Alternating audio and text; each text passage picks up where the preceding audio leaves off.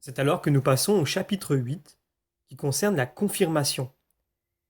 Alors tout d'abord, un résumé de la matière. Ce sacrement nécessite pour son intégrité la forme vocale qui, selon l'usage le plus commun, est celle-ci. Je te signe du signe de la croix, je te confirme du crème du salut, au nom du Père et du Fils et du Saint-Esprit. Amen. Le saint crème fait d'huile d'olive et de baume est aussi exigé. Lorsque la main de l'évêque imprimée au front, avec ce crème, le signe de croix, et se sert de la formule de la confirmation, le sacrement est reçu.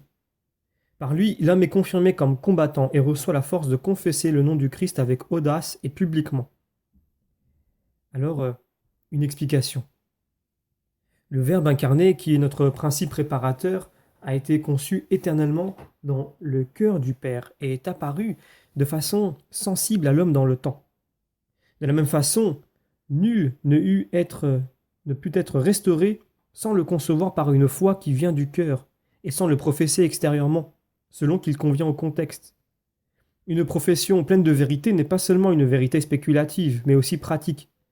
Cette dernière est celle qui ajoute à l'adéquation de l'intellect, de la parole et de la chose, la complaisance, de la volonté et l'adhésion vertueuse, pour que cela se fasse par tout le cœur, par toute l'âme et par tout l'esprit. Ainsi, tout l'homme est modelé sur la vérité selon la connaissance de la raison.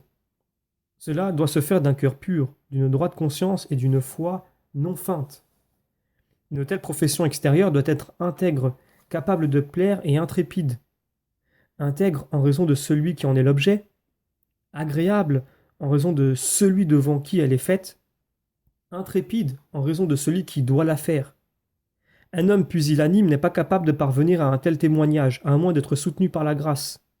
C'est à cause de sa finalité haute que le sacrement de confirmation fut institué par Dieu et prend la deuxième place immédiatement après le baptême. La fin de ce sacrement fait qu'il reçoit les moyens qui y sont ordonnés.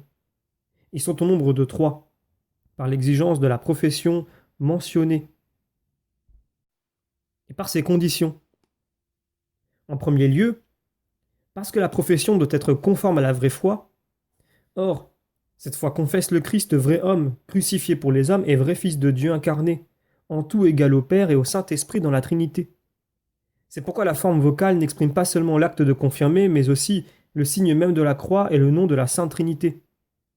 De plus, la profession extérieure de la foi doit être capable de plaire pour conduire au salut l'homme devant qui elle est faite et pour plaire à Dieu. Elle ne peut plaire à Dieu que s'il y a la lumière de l'intelligence et la droiture de la conscience. Elle ne peut plaire au prochain que si elle est confirmée par une bonne réputation et une vie honnête. En conséquence, au plan des signes sensibles et pour désigner ces réalités, on fait un mélange d'huile d'olive qui est pure et de baume qui est odoréférant.